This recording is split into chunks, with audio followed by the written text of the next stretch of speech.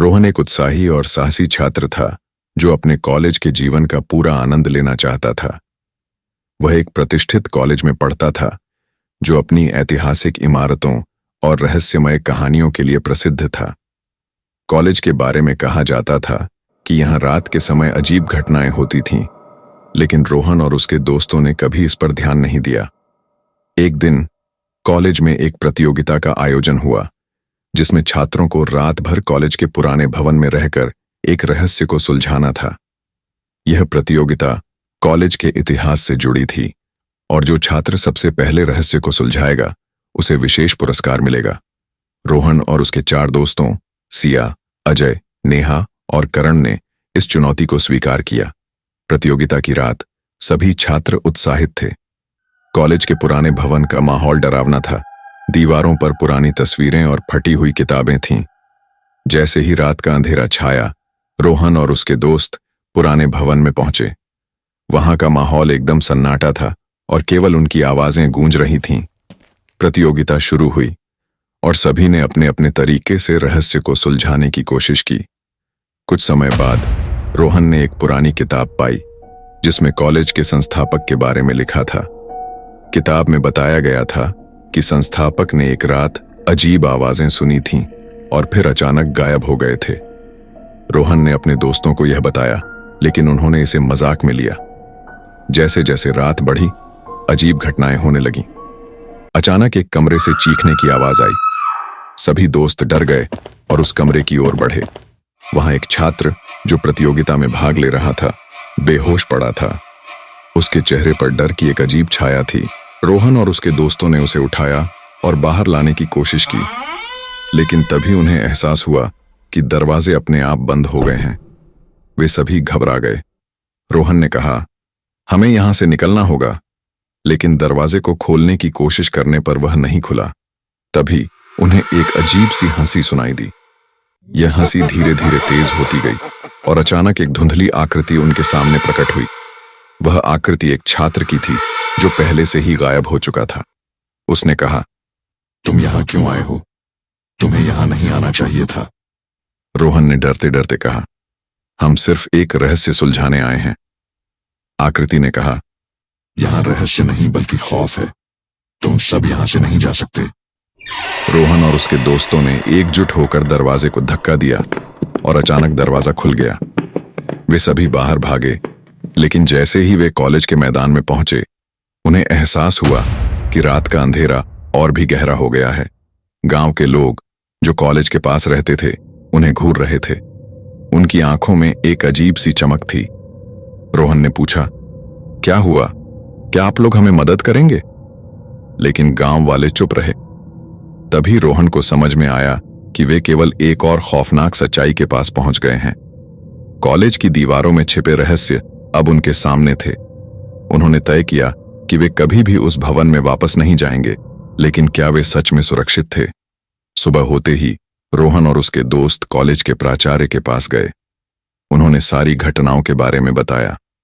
प्राचार्य ने गंभीरता से उनकी बात सुनी और कहा, यहां कुछ अजीब है।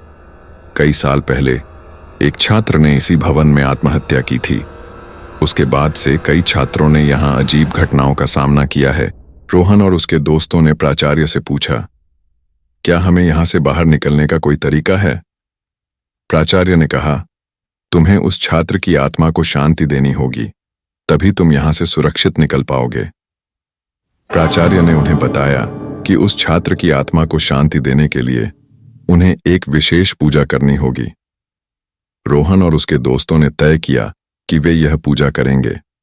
उन्होंने कॉलेज के पुराने पुस्तकालय से कुछ आवश्यक सामग्री इकट्ठा की और एक स्थान पर पूजा करने का निर्णय लिया।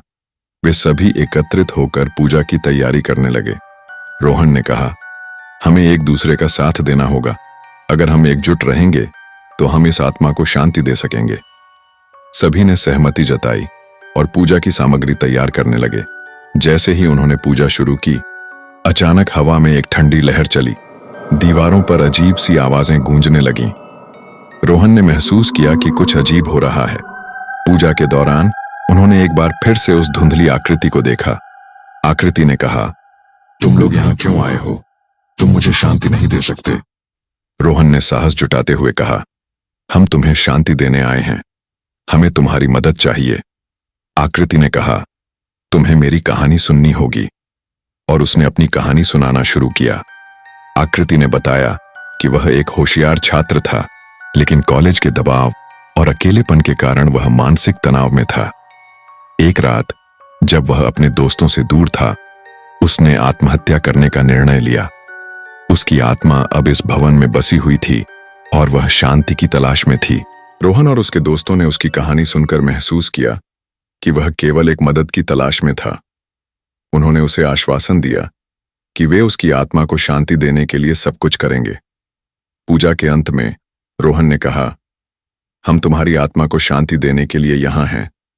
हम तुम्हें याद करेंगे और तुम्हारी कहानी को कभी नहीं भूलेंगे।